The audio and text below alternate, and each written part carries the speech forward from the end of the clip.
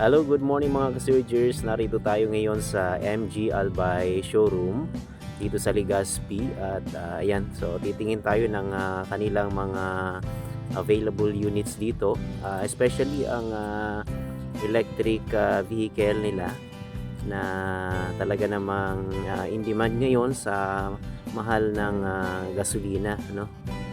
So tara, tingnan natin. So unahin na kaagad natin mga ka-surgers itong MG5, isa sa mga pinakasulit na sedan ngayon sa market. So mapapansin mo kaagad yung sleek at classy design niya, parang premium.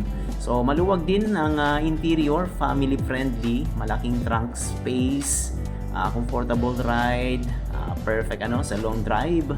Kung gusto mo ng pang family or pang grab, negosyo, panalo to mga ka-surgers.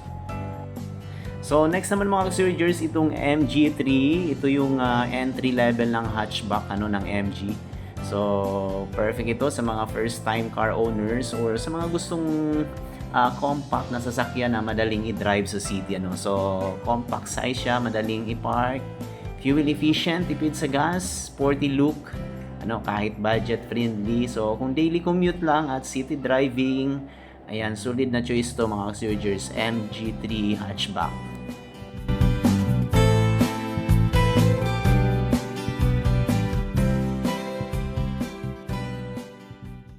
At ito na nga mga ka-surgers, ang pinaka-exciting, ang MG4 electric vehicle, So, fully electric na siya, ibig sabihin walang gas, tipid sa maintenance, at syempre, eco-friendly pa, So, zero emission, good for the environment, Modern technology features, yan, tahimik, syempre yan, at syempre, smooth ang takbo. So, sa mahal ng gas ngayon, mukhang dito na talaga tayo pupunta. Electric na vehicle ng MG, itong MG4.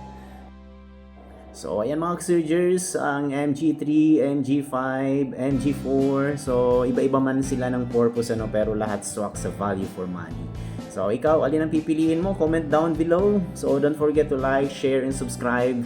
Surgers Moto, ride safe and inspire.